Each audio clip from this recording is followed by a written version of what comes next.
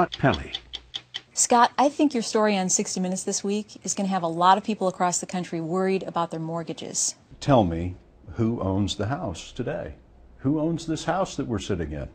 I'd give anything to be able to answer that question. Nobody can tell you. Nope.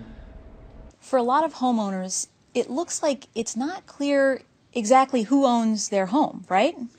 Who owns the mortgage? That's exactly right. When Wall Street was creating these exotic mortgage-backed securities, these were the things that blew up in the mid-2000s and sent nearly the entire world economy toward the Great Depression too. They were taking the mortgages of average folks, thousands of them at a time, bundling them all together in these securities that got sold from investor to investor. Well, what we're just discovering now is that when the banks crack open these investments, if you will, and look for the paperwork on who owns what, it's missing. So this has created a bit of a train wreck in courts all across the country because they go in to foreclose on people and they can't figure out who truly owns the mortgage. So what did the banks do, finding that these documents were missing? At some of these companies, a decision was made to recreate the documents. So these document mills sprang up, like the company called Docs, D-O-C-X, that we found in Alpharetta, Georgia. And what Docs was doing was creating tens of thousands of these assignment of mortgage documents. Well, Docs was hiring high school kids who were signing these by the hundreds and hundreds and hundreds as if they were bank vice presidents. Forging them. Forging the names of other people. The name is Linda Green, but on thousands of mortgages, the style of Green's signature changed a lot. And even more remarkable, Linda Green was vice president of 20 banks, all at the same time. You went on the search for Linda Green. She agreed to talk to us off camera. Wasn't she working in the mailroom at Docs? At a certain point, but she was also signing documents as well. When she signed Linda Green, it was really Linda Green. But she wasn't a vice president of 20 banks and not a vice president of 20 banks at the same time.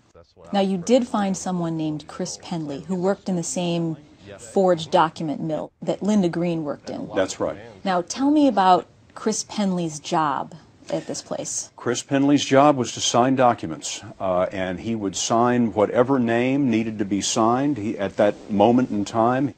And there are 12 people around this table all signing these documents at the same time. All signing Linda Green? Many of them signing Linda Green. So you're Linda Green? Yes. Can't you tell? Chris Penley told us that they had these documents stacked up like this on the floor all over the room. How many of these documents would you sign, say, in a given day? Averaged 4,000. You yourself? Yes. How do you do that? And after we did our interview, he pulled me aside and he said that one day when they were all signing these documents, he looked up to all the people around the table and said, one of these days, we're going to be on 60 Minutes. And sure enough, here we are. Now, just imagining this, and at times in watching your story, you don't know whether to laugh or just gasp in horror. It's both of those things. As demand exploded, Docs needed more Linda Greens.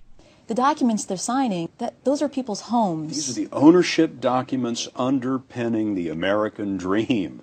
These are people who are about to lose their homes. Mm-hmm. The bank doesn't have the evidence to make that happen. So how do they solve it? Forged, phony documents. Now, for the guy sitting at home watching your story, who pays his mortgage payments on time, and foreclosure is the furthest thing from his mind, why should he be concerned about this? I don't think we have been able to get to the bottom of what all of this means.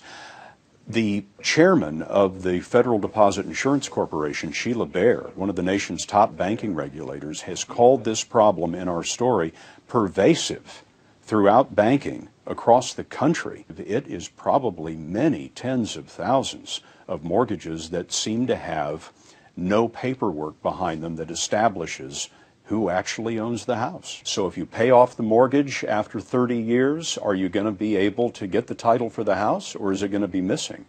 When you go to sell your house, how difficult is it going to be to establish who owns the title and whether that can be transferred to another person? What can a homeowner do to figure out who actually owns their mortgage? I don't know if it's going to be possible for everybody to figure out who actually owns their mortgage. Most people are writing a check to a company that is a mortgage servicing company. You could write a letter or make a phone call to that servicing company and ask them who owns the mortgage. But if the mortgage servicer goes into the records and finds that your mortgage got wrapped up into one of these mortgage-backed securities with 10,000 other mortgages and then got sold and sold and sold again, they might not be able to figure out who holds the title to your house.